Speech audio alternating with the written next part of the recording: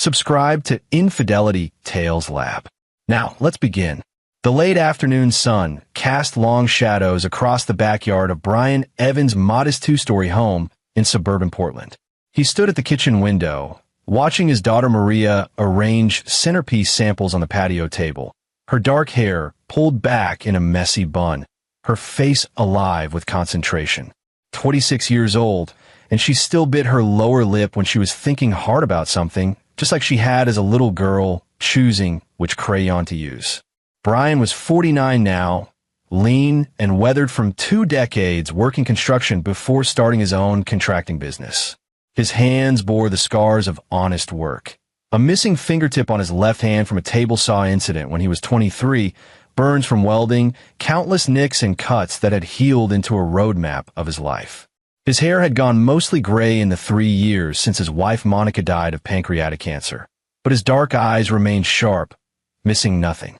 Maria looked up and caught him watching. She smiled, and for a moment Brian saw Monica in her, the same gentle curve of her cheek, the warmth in her expression, the same soft heart that had nearly been her undoing more than once. "Dad, can you come look at these?" Maria called through the open window. "I can't decide between the ivory roses or the blush peonies." Brian grabbed 2 beers from the fridge and headed outside. The October air carried the smell of fallen leaves and wood smoke from a neighbor's fireplace. In 3 weeks, his only child would marry Charlie Perry, and despite everything, Brian was genuinely happy for her. "They're both nice, sweetheart," he said, handing her a beer and studying the arrangements. "That's not helpful, Dad." But she was smiling as she said it. "Charlie likes the roses, but I think the peonies are more romantic." "Then get the peonies. It's your day." Maria's smile faltered slightly. "Grandma Rosemary says the roses are more elegant. She says the peonies look cheap." And there it was, the shadow that had hung over this entire wedding planning process, over Maria's entire life, if Brian was being honest. Rosemary Morales, Monica's mother, a woman whose cruelty was matched only by her conviction that she was always right. Brian took a long pull from his beer, choosing his words carefully. "Your grandmother has opinions about everything. Doesn't mean you have to listen. She's paying for half the wedding, Dad, and she keeps reminding me of it." I know. Brian had fought this battle and lost. Rosemary had swooped in with her checkbook, insisting that she wouldn't let her only granddaughter have a shabby wedding. Never mind that Brian had saved for years, that he'd planned to give Maria the wedding she wanted. Rosemary had to be in control, had to have her hooks in everything. It had been that way since Monica was a child. Rosemary, widowed young when Monica's father died in a car accident, had raised her daughter with an iron fist wrapped in a velvet glove of passive-aggressive manipulation. Nothing Monica did was ever good enough. When she'd chosen to become a teacher instead of a lawyer, Rosemary had called it settling. When she'd married Brian, a construction worker instead of a doctor or businessman, Rosemary had made it clear she considered it a terrible mistake. For 27 years of marriage, Brian had endured Rosemary's snide comments, her backhanded compliments, her way of making Monica feel small. And Monica, sweet Monica, had never been able to stand up to her mother. She tried to keep the peace, to make everyone happy, even as it slowly ate away at her self-worth. Now Monica was gone, and Rosemary had transferred all that toxic energy to Maria. She called yesterday, Maria said quietly, setting down her beer. Asked if I considered losing another 10 pounds before the wedding. Said the dress would photograph better. Brian's jaw tightened. "You're beautiful exactly as you are." She also asked, again, if Charlie's family is new money or old money. When I told her they weren't rich, that Charlie works as a physical therapist, she got all quiet. Then she said it was fine in this tone that made it clear it wasn't fine at all. This was classic Rosemary. She'd built her life around appearances and status, even though her own wealth came from her husband's life insurance policy and decades of careful investments, not from any achievement of her own. She lived in a sprawling house in the West Hills, drove a Mercedes, and looked down on anyone she deemed beneath her station. Brian had spent years quietly gathering information about his mother-in-law, a habit born from his need to understand the woman who'd made his wife's life so difficult. What he discovered had been illuminating and damning. Rosemary Morales had been born Rosemary Garner in a trailer park in Gresham. She'd clawed her way into Portland's social circles by marrying James Morales, a successful real estate developer 15 years her senior. When James died, Rosemary had reinvented herself completely, erasing her past and creating a narrative of old money and refinement. But that wasn't the worst of it. Over the years, through careful investigation and some help from an old friend who worked as a private investigator, Brian had uncovered something far more sinister about Rosemary's past. Something that, if it came to light, would destroy the carefully constructed image she'd spent decades building. He'd kept this information close, waiting for the right moment. He'd promised Monica on her deathbed that he'd protect Maria from her grandmother's poison, and he intended to keep that promise. "Dad!" Maria's voice pulled him back to the present. "You okay? You got that faraway look." "Just thinking," Brian said. He pulled his daughter into a hug. "Listen to me. This is your wedding. You're in Charlie's. Don't let your grandmother make it about her." Maria hugged him back, and he felt her shoulders relax slightly. "Charlie says the same thing. He's been so patient with all of this. With her. He's a good man." And Brian meant it. Charlie Perry, at 28, was everything Brian could have hoped for in a son-in-law. Smart, kind, hardworking, and clearly devoted to Maria. He was also, Brian had discovered, the key to finally bringing Rosemary Morales to her knees. It had been pure chance, really. 6 months ago, Brian had been having a beer with Charlie at a local pub, getting to know his future son-in-law better, when Charlie had mentioned his late mother's maiden name, Garner, the same as Rosemary's. Brian had gone home that night and pulled out his files on Rosemary. What he'd found had made his blood run cold and had given him the ammunition he needed. Charlie Perry's mother, Sarah Garner Perry, had been Rosemary's younger sister. The sister Rosemary had spent decades pretending didn't exist. The next evening, Brian met Charlie at a coffee shop in southeast Portland, far from where anyone they knew might see them. Charlie arrived right on time, his athletic build relaxed as he slid into the booth across from Brian.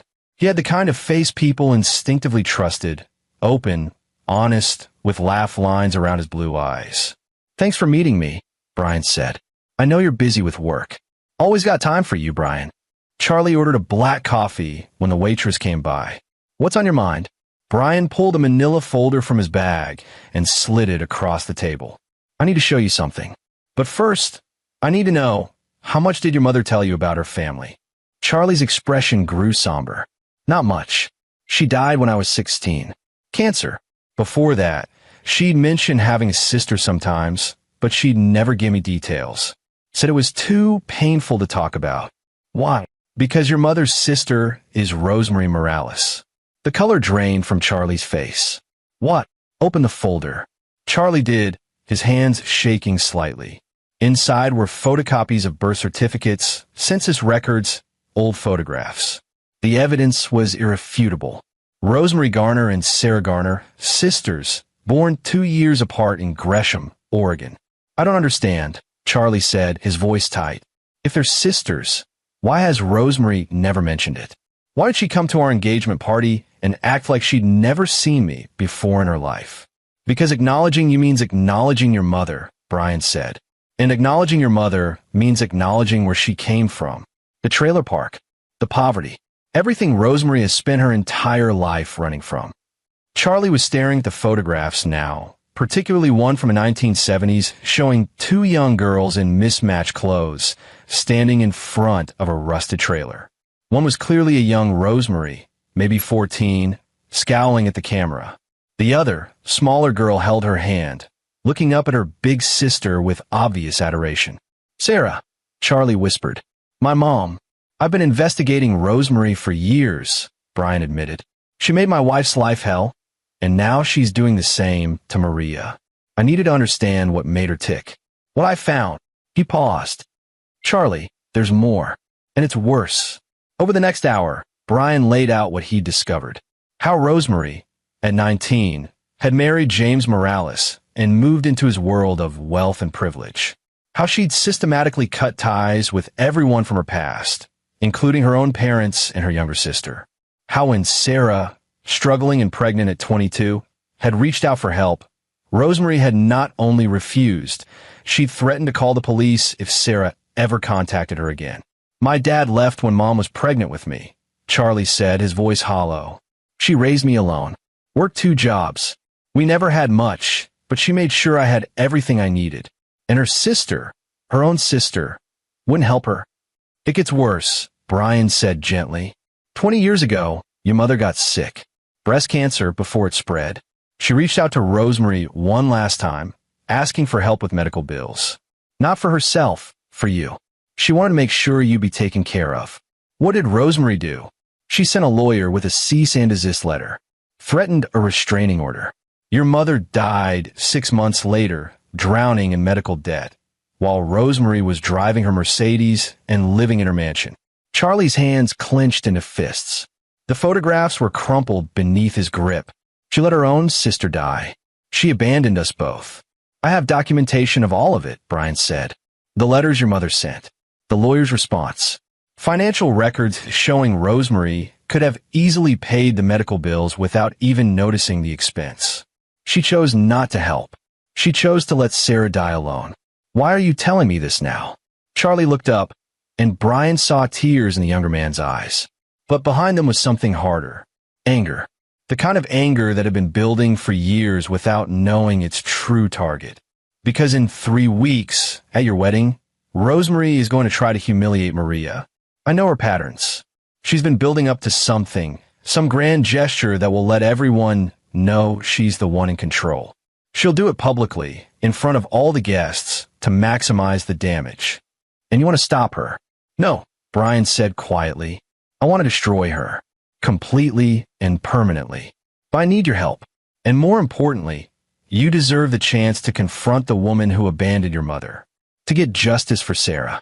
Charlie was quiet for a long moment, staring at the photographs of his mother as a little girl, holding her sister's hand. Then he looked up at Brian, and his expression was steel. Tell me what you need me to do. The days leading up to the wedding moved with the slow inevitability of a gathering storm. Brian watched as Rosemary inserted herself into every detail, every decision. She showed up at dress fittings uninvited, criticized the choice of venue. Maria and Charlie had chosen a historic garden estate instead of the country club Rosemary preferred, and made pointed comments about the guest list. I see you've invited the Hammonds, Rosemary said one afternoon, reviewing the seating chart in Maria's apartment.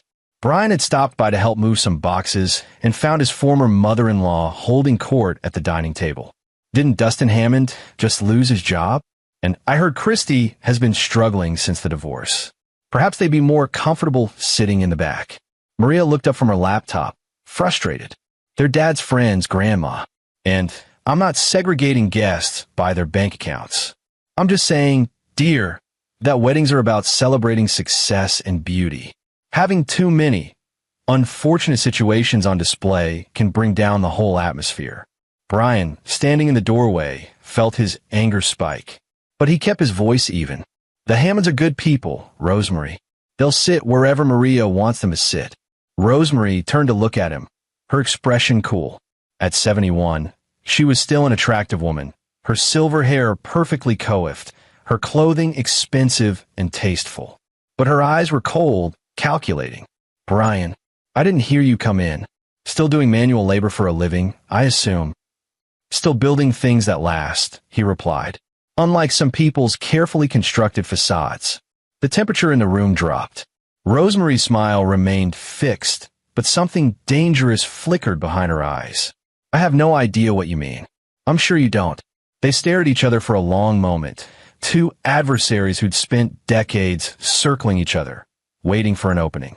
Then Maria's phone rang, breaking the tension. It's the caterer, she said, looking relieved for the interruption. I need to take this. As Maria left the room, Rosemary stood, gathering her purse. You know, Brian, I've always wondered what Monica saw in you. She could have done so much better. Sometimes I think if she'd married a real man, someone with ambition and status, she might have lived a happier life. It was a low blow, striking at Brian's deepest wound. The fear that he hadn't been enough for Monica, that his love hadn't been sufficient to protect her from her mother's poison or from the cancer that had taken her. But Brian had learned long ago not to show weakness to Rosemary. Monica loved me, he said quietly. And I loved her. That was always more than enough, no matter what you thought. Love, Rosemary said dismissively. Such a pedestrian sentiment. Maria is learning the same lesson, I'm afraid. Marrying for love instead of security. At least Charlie seems devoted to her, even if he is ordinary. Charlie is an extraordinary man, Brian said. You just can't see it because you're too busy looking down your nose at everyone. Rosemary laughed, but there was no humor in it. You really don't like me, do you, Brian? I think you know the answer to that. The feeling is mutual, I assure you. But for Maria's sake, we'll continue to play nice. Although, she paused at the door, looking back at him with a cruel smile. I have been thinking about what I might say in my speech at the reception. As the grandmother of the bride and one of the hosts of this event, I'll have the microphone. I want to make sure everyone understands what a special day this is. How fortunate Maria is. How much she has to be grateful for. The implied threat was clear. Brian watched her leave, heard her say goodbye to Maria in the other room with false sweetness, heard the front door close. Then Maria came back in, looking exhausted. She's impossible, Maria said, slumping into a chair. I love her, I do, but sometimes I just want to scream. Brian pulled out a chair and sat across from his daughter. Sweetheart, I need to ask you something. If you could have the wedding you wanted without worrying about what anyone else thought, what would it look like? Maria considered this. Honestly, smaller, more intimate, just close friends and family. The garden venue we picked, but simpler decorations. The peonies I love, not the roses Grandma insists on. And speeches that are actually about love and happiness, not about impressing people. That sounds perfect. But Grandma, forget about your grandmother for a minute. This is your life, Maria. Your wedding. Your marriage. You get one shot at this day. Don't let her take it from you. Maria's eyes filled with tears. I just wish Mom was here. She'd know what to do. Your mother would tell you to follow your heart, Brian said gently. And to be brave. She'd tell you that you're beautiful and worthy, and that any man would be lucky to have you. She'd tell you not to let anyone, even someone you love, make you feel small. Did she feel small? With Grandma? Brian chose his words carefully. Your mother spent her whole life trying to make Rosemary proud. It was a battle she could never win, because your grandmother's approval isn't based on merit or love. It's based on control. She needs people to need her, to fear disappointing her. That's how she maintains power. I don't want to be like that, Maria whispered. You're not. You're like your mother in all the best ways, kind, generous, loving. But you're also stronger than she was. You have the strength to stand up for yourself. Maria wiped her eyes. Charlie keeps saying the same thing. He says after the wedding, we need to set boundaries with Grandma, that we can't let her run our lives. Charlie's right. He's a smart man. Yeah. Maria smiled through her tears. I really lucked out with him. Sometimes I wonder what he sees in me. And there it was, Rosemary's poison, working its way through another generation, making Maria doubt her own worth, question why anyone would love her. Brian reached across the table and took his daughter's hand. Charlie sees what I see, what your mother saw, a beautiful, brilliant, compassionate woman who deserves every happiness. Don't ever forget that. 3 days before the wedding, Brian met Charlie one final time to go over the plan. They sat in Brian's truck, parked at an overlook above the city, watching the lights come on as dusk fell. Are you sure you want to do this? Brian asked. Once we start, there's no going back.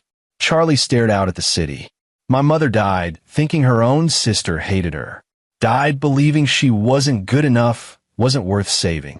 For 26 years, I've wondered why we struggled so much, why we didn't have family to help us. Now I know it's because Rosemary chose her pride over her own blood. This is going to hurt Maria too, Brian warned. At least initially, finding out that her grandmother is capable of this kind of cruelty. Maria already knows, on some level. She's just been too kind to accept it. But this, what Rosemary did to my mother, what she's been doing to Maria her whole life, it has to stop. She needs to face consequences. Brian nodded. Then we're agreed. Rosemary wants to make a speech at the reception. We'll let her. And when she does what I know she's going to do, when she tries to humiliate Maria in front of everyone, You'll stand up and tell the truth. All of it. I prepared what I'm going to say, Charlie said. I have copies of the documents, the photographs, everything. I had them professionally printed and bound. At the reception, we'll have them ready to distribute. And I have the coup de grace, Brian said. He pulled out his phone and showed Charlie a video file. 2 years ago, I hired an investigator to track down some of Rosemary's old acquaintances from Gresham. Found a woman named Joni Aldrich who grew up in the same trailer park. She was willing to talk, and I recorded the conversation. Charlie watched the video. On the screen, an older woman with kind eyes and a weathered face spoke directly to the camera. Rosemary Garner was the meanest girl I ever knew, Joni said.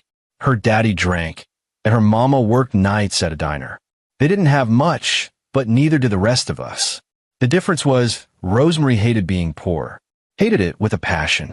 She used to say she'd rather die than end up like her parents. The video continued, Joni describing how young Rosemary had been cruel to her younger sister Sarah, how she blamed Sarah for their family's poverty, how she'd bullied other kids and manipulated her way into the good graces of anyone who might help her climb the social ladder. She got pregnant when she was 17, Joni said.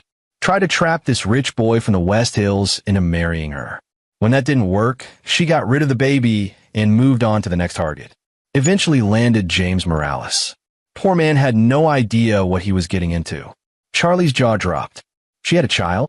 Abortion, Brian said quietly. Back alley, from what Joni heard. Nearly died from it. But she survived, covered it up, and moved on. I verified it through medical records. Took some legal maneuvering, but I have documentation. Does Maria know any of this? No, and I've struggled with whether to tell her. But Maria deserves to know who Rosemary really is, especially before she wastes any more years seeking that woman's approval. Charlie was quiet for a long time. Then he said, my mother used to tell me that some people carry so much pain inside that it turns into poison. They spread it to everyone around them. I think that's Rosemary. Whatever happened to her, whatever made her into who she is, it's poisoned 3 generations now. It has to stop. Saturday, Brian said. At the reception, we'll end it. The wedding day dawned clear and crisp. The October sky a brilliant blue above the historic garden estate where Maria and Charlie would exchange their vows. Brian had woken early, his nerves tight with anticipation and dread. Today, everything would change. He'd spent the morning helping with last-minute setup, keeping himself busy to avoid thinking too hard about what was coming. Charlie was calm, focused, sneaking moments with Maria before the ceremony, when traditionally they shouldn't see each other. But they were modern and in love, and Brian found their joy infectious. Maria looked stunning in her wedding dress, a simple but elegant design that emphasized her natural beauty. She'd chosen the peonies for her bouquet despite Rosemary's objections, and they were perfect, soft, romantic, exactly what she'd wanted.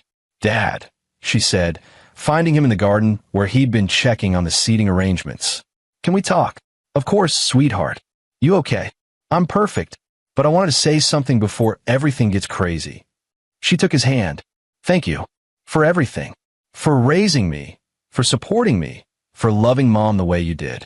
And for accepting Charlie. I know some fathers would have a hard time letting go, but you've welcomed him like family from the start. Brian felt his throat tighten. Charlie's a good man. He loves you the way you deserve to be loved. I know, and I think Mom would have loved him too. She would have. Maria hugged him, and for a moment they stood there in the garden, father and daughter, holding on to each other before everything changed. Brian thought about Monica. Wish she could be here to see this. But maybe in some way she was... I should go finish getting ready, Maria said, pulling back. Grandma will be here soon, and I want to have a few minutes of peace before she starts criticizing my makeup or something. Hey, Brian said, stopping her. Whatever happens today, remember that you are loved. By me, by Charlie, by everyone who matters. Don't let anyone make you forget that. Maria looked at him curiously. That's a weird thing to say. Is everything okay? Everything's perfect, Brian lied. Go on. I'll see you at the altar. The ceremony itself was beautiful. Maria walked down the aisle on Brian's arm, and he felt the weight of the moment, giving away his daughter, trusting Charlie to take care of her, to build a life with her. When the officiant asked who gave this woman to be married, Brian said, "Her mother, and I do," loud and clear, invoking Monica's presence. Rosemary, sitting in the front row in an elaborate cream-colored suit that deliberately upstaged the bride's simpler elegance, smiled tightly. She'd already made several cutting remarks about the informal nature of the ceremony, the common guests in attendance, the disappointing choice of venue. But Brian had noticed something else. The way Rosemary kept glancing at Charlie, a strange expression on her face. Not recognition. She still didn't know who he really was, but something else. Calculation, perhaps. Or preparation for whatever she was planning to do during her speech. The reception was held in the estate's grand ballroom, a room with soaring ceilings and walls of windows overlooking the gardens. Dinner was served, champagne flowed, and the mood was joyous. Brian sat at the head table, watching Maria and Charlie dance their first dance as husband and wife, and felt a bittersweet mix of happiness and trepidation. Then came the speeches. Charlie's best man, Garrett Quinn, went first with a funny, heartfelt toast about friendship and finding true love. Maria's maid of honor, her childhood friend Christy Castaneda, spoke about Maria's kindness and how happy she was to see her friends so happy. Then Rosemary stood up. She walked to the microphone with the bearing of a queen, her smile gracious but her eyes cold. "Thank you all for coming to celebrate this special day," she began. As Maria's grandmother and one of the hosts of this event, I wanted to share a few words about the bride. Brian's hand tightened around his champagne flute. This was it. "I've known Maria since the day she was born," Rosemary continued. "A difficult birth, as it happens. Complications. But she survived, as did my daughter Monica, God rest her soul. Maria was always a challenging child, difficult to manage, difficult to mold into something presentable." Murmurs rippled through the crowd. Brian saw Maria's smile start to falter, saw Charlie's hand reach for hers under the table. "But we persevered," Rosemary said. "We did our best with what we had to work with. And now, here we are, at her wedding." I have to say, when Maria first told me about Charlie, I had my doubts. A physical therapist, not from old money, no particular prospects. I wondered what he saw in her. The murmurs grew louder. Several guests exchanged shocked looks. Brian saw Christy half rise from her seat, ready to intervene, but Maria waved her back down, her face pale.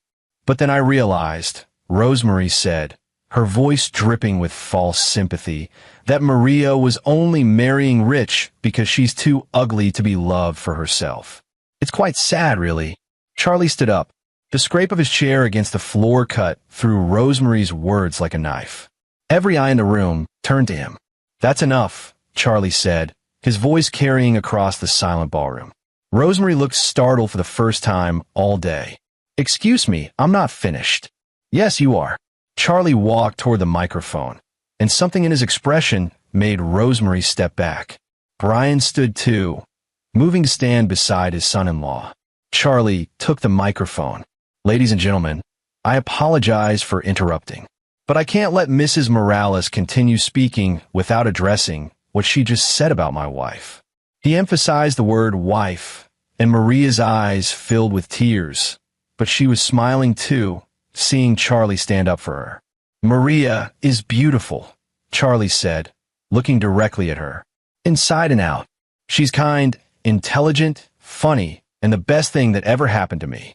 I didn't marry her for money. We both know physical therapists don't make a fortune. I married her because I love her. Because she makes me want to be a better man. Because when I'm with her, I'm home." Applause started to break out, but Charlie held up a hand. "But there's something else I need to say. Something about Mrs. Morales that I think everyone should know." Rosemary's face went white. "Young man, I don't know what you think you're doing. My mother's name was Sarah Garner Perry," Charlie said, his voice ringing out across the ballroom. "She died of breast cancer 20 years ago when I was 16. She raised me alone, worked 2 jobs to give me everything I needed. She was the strongest, kindest person I ever knew." He paused, letting the words sink in. She was also Rosemary Morales' younger sister. The ballroom erupted. Gasps, shocked exclamations. people turning to stare at Rosemary, who stood frozen, her mouth open, her carefully constructed mask cracking. "That's a lie," she said, but her voice was weak. "It's not," Brian said, stepping forward. He nodded to Garrett, who began distributing the packets they'd prepared. Photocopies of birth certificates, photographs, documentation. "I've spent years researching Rosemary's past. Charlie and I discovered our connection 6 months ago. Everything is in the packets being handed out. Birth records, census data, photographs. Rosemary Garner and Sarah Garner, sisters from Gresham, Oregon." Charlie continued, his voice steady despite the emotion Brian could see in his eyes. "When my mother was 22 and pregnant with me, she reached out to Rosemary for help. Rosemary refused, said she didn't have a sister, that Sarah was lying, trying to scam her. My mother raised me alone. When she got sick 20 years ago, she reached out one last time. Not for herself, for me. She wanted to make sure I'd be taken care of." He pulled out a document, holding it up. "Rosemary sent a lawyer with a cease and desist letter. Threatened my dying mother with a restraining order if she ever contacted her again. My mother died 6 months later, drowning in medical debt, while Rosemary lived in luxury." The ballroom was dead silent now. Even Rosemary seemed unable to speak, staring at Charlie with dawning horror. "But the worst part," Charlie said, "is not that Rosemary abandoned her own sister. It's that she spent the last 26 years doing the same thing to Maria, making her feel unworthy, making her doubt herself, using the same tactics of emotional abuse and manipulation that she learned growing up in that trailer park. She spent her whole life pretending never existed." Brian picked up where Charlie left off, his voice cold and clear. "Rosemary Garner was born in poverty. She married James Morales to escape it. Then she spent the rest of her life erasing every trace of where she came from, including her own family. She made my wife's life miserable with constant criticism and impossible standards. She's doing the same to Maria. And she let her own sister die rather than risk anyone discovering her secret." Rosemary finally found her voice. "You have no right. These are lies. They're documented facts," Brian said. "We have witnesses. Joni Aldrich, who grew up with you, who remembers what you were really like. We have medical records, financial records showing you could have easily saved Sarah, but chose not to. We have everything, Rosemary." The old woman looked around the ballroom, seeing the disgust and shock on every face. People she'd known for years, people she'd looked down on, all staring at her with newfound understanding. "You humiliated my wife for 27 years, Brian said, his voice low and dangerous. "You made her feel like she wasn't good enough. You poisoned her relationship with her own daughter. And even after Monica died, you kept going after Maria. Well, it ends tonight. Everyone here now knows exactly who you are. Your carefully constructed image is destroyed. Your reputation in this city is finished." Rosemary's legs seemed to give out. She stumbled backward, caught herself on a chair. Her face had gone from white to gray, and for the first time in Brian's memory, she looked her age, looked old and small and defeated. "Maria," she whispered, reaching toward her granddaughter. "You can't believe this. I did everything for you. Everything. You did everything for yourself," Maria said, standing. Her voice was shaking, but her words were clear. "You criticized me my whole life. Made me feel ugly, stupid, worthless. Made my mother feel the same way. And now I find out you let your own sister die. Let Charlie's mother die. What kind of person does that? I was protecting you," Rosemary said desperately. "From poverty, from mediocrity. You were protecting yourself," Charlie said. "From the truth. From having to face what you really are." Brian pulled out his phone, connected it to the reception sound system. "There's one more thing everyone should hear." Joni Aldrich's face appeared on the projection screen at the front of the ballroom, and her voice filled the room. The entire interview played. Her memories of young Rosemary's cruelty, her calculation, her willingness to do anything to escape her origins. The story about the pregnancy, the abortion, the ruthless ambition. By the time it ended, Rosemary had collapsed into a chair, her face in her hands. Several guests had left, unable to watch anymore. Others stared at the broken woman with a mixture of pity and contempt. Maria walked over to her grandmother. "You need to leave," she said quietly. "Right now. And don't ever contact me or my husband again." Rosemary looked up, tears streaming down her face. "Please, I'm your grandmother. I'm family. Family doesn't treat each other the way you treated my mother, the way you treated me, the way you treated Charlie's mother." Maria's voice was firm. "You're not welcome in my life anymore." Brian watched as several of Rosemary's so-called friends helped her to her feet, their faces carefully blank. They escorted her out of the ballroom, and as the doors closed behind her, he felt something release in his chest. A weight he'd been carrying for decades, finally lifting. The reception slowly resumed, though the mood was subdued. Guests clustered in groups, looking at the documentation packets, discussing what they'd just witnessed. Brian saw several people looking at Maria with new sympathy and respect. Charlie and Maria stood together, holding each other. Brian approached them, and they immediately pulled him into the embrace. "I'm sorry," he said. "I know this isn't how you wanted your wedding day to end." "Are you kidding?" Maria laughed, though she was crying too. "You and Charlie just freed me from a lifetime of toxic garbage. This is exactly the wedding present I needed. Your mother would be proud of you," Brian said. "Standing up for yourself like that. Setting boundaries. She never quite managed it, but you did." "I had good examples," Maria said, looking between Brian and Charlie. "Two men who actually love me, who protect me, who show me what real family is supposed to look like." In the days following the wedding, the fallout was spectacular. Rosemary's social circle imploded as the truth spread throughout Portland's upper class. Women who'd been her friends for decades suddenly couldn't remember her number. Invitations to charity galas and society events dried up overnight. Several organizations she'd been involved with asked her to step down from their boards. Brian heard through the grapevine that Rosemary had tried to salvage her reputation, claiming the documents were forged, that Charlie and Brian had orchestrated an elaborate hoax. But too many people had seen the evidence, and Joni Aldrich had gone public with her story, appearing on local news to talk about what Rosemary had been like as a young woman. The final blow came 3 weeks after the wedding. Brian received a call from an attorney representing the estate of James Morales. Apparently, James had left a trust fund for any children his wife might have from previous relationships, a provision Rosemary had never disclosed, believing no one knew about her pregnancy at 17. But Brian's investigation had uncovered it, and the attorney had been quietly looking into the matter. Even though the pregnancy had been terminated, the trust was structured in such a way that Rosemary's failure to disclose it constituted fraud. The estate was filing suit to recover funds Rosemary had received over the years under false pretenses. Brian didn't celebrate Rosemary's destruction. He took no pleasure in her pain, but he felt a deep, abiding satisfaction knowing that justice had finally been served, that the woman who'd caused so much suffering was finally facing consequences. 2 months after the wedding, Brian sat in his backyard on a crisp December evening, a beer in hand, watching the first snow of the season begin to fall. His phone buzzed, a text from Maria. "Charlie and I are coming over for dinner tomorrow. We have something to tell you." Smiley face. Brian smiled. He had a good idea what the news might be, and the thought filled him with joy.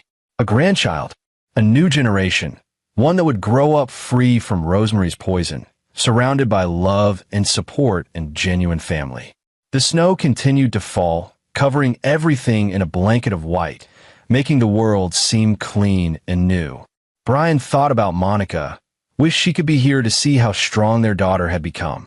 But maybe, in some way, she'd been there all along, in Maria's kindness, in her eventual courage to stand up for herself, in the love she'd found with Charlie.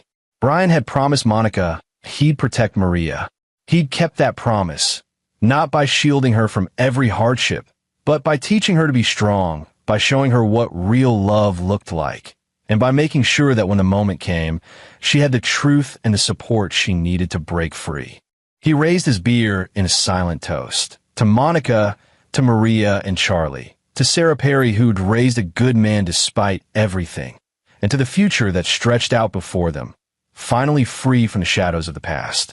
The next evening, Maria and Charlie arrived with roses, peonies, actually Maria's favorite. They sat around Brian's kitchen table, the same table where Maria had done homework as a child, where they'd had countless family dinners, where Brian and Monica had shared quiet mornings over coffee. "So," Brian said, unable to keep the smile off his face. "What's this news?" Maria and Charlie exchanged a look. Then Maria said, "We're pregnant. 8 weeks. We just had the first ultrasound yesterday." Brian felt tears spring to his eyes. "That's wonderful. Congratulations. We want to name her Monica," Maria said softly. "If it's a girl. We already checked, and it's okay with Charlie. We want to honor Mom. She would have loved that," Brian managed to say. "She would have loved everything about this." They talked for hours, making plans, discussing the future. Charlie mentioned that his practice was doing well, that they just signed a lease on a larger facility. Maria was considering taking some time off from her job as a graphic designer to focus on the baby. "I've been thinking," Maria said as they were getting ready to leave, "about Grandma Rosemary. I don't hate her, Dad. Is that strange?" "No," Brian said. "It means you're a better person than she is, than she ever was. I feel sorry for her in a way. She spent her whole life building this fake identity, pushing away everyone who actually loved her. And for what? She's alone now. No family, no real friends. Just her money and her big, empty house. Some people create their own prison," Charlie said. "My mom used to say that. We're all responsible for the choices we make, and Rosemary made hers a long time ago." After they left, Brian cleaned up the kitchen, thinking about choices and consequences, about the long game he'd played and the victory that had been achieved. It hadn't been quick or easy. It had taken years of investigation, of gathering evidence, of waiting for exactly the right moment. But it had worked. Rosemary was destroyed, not through violence or illegal means, but through the simple power of truth. Her own actions, her own cruelty, had been her undoing. All Brian and Charlie had done was make sure everyone knew about them. That night, Brian dreamed of Monica. They were young again, sitting on the porch of their first apartment, watching the sunset. In the dream, she turned to him and smiled. "You did good," she said. "With Maria, with everything. I'm proud of you." "I promised I'd protect her," Brian said. "I promised I wouldn't let your mother destroy her the way she tried to destroy you." "I know, and you kept that promise. But more than that, you taught her to be strong, to stand up for herself. That's the greatest gift you could have given her." "I wish you were here," Brian said. "To see her, to meet Charlie, to know about the baby." "I am here," Monica said, and in the dream her hand was warm in his. "I'm always here. In Maria, in you, in the family you've built. Love doesn't end, Brian. It just changes form." Brian woke with tears on his face, but they weren't tears of sorrow. They were tears of peace, of completion. He'd done what he'd set out to do. He'd protected his daughter, given her the weapons she needed to defend herself, and ensured that the cycle of abuse that had plagued his wife's family for generations would end with Rosemary. 3 years later, Brian sat in the same backyard, but now he wasn't alone. His granddaughter, Monica, Moni for short, played in a sandbox he'd built, her dark hair catching the sunlight, her laugh infectious. At 2 years old, she was already showing signs of being a force of nature, strong-willed and confident. Maria and Charlie had given him a key to their house, and he spent time with Moni several days a week, taking her to the park, reading her stories, teaching her to build things with blocks. He saw Monica in her, but also Maria and even a bit of himself.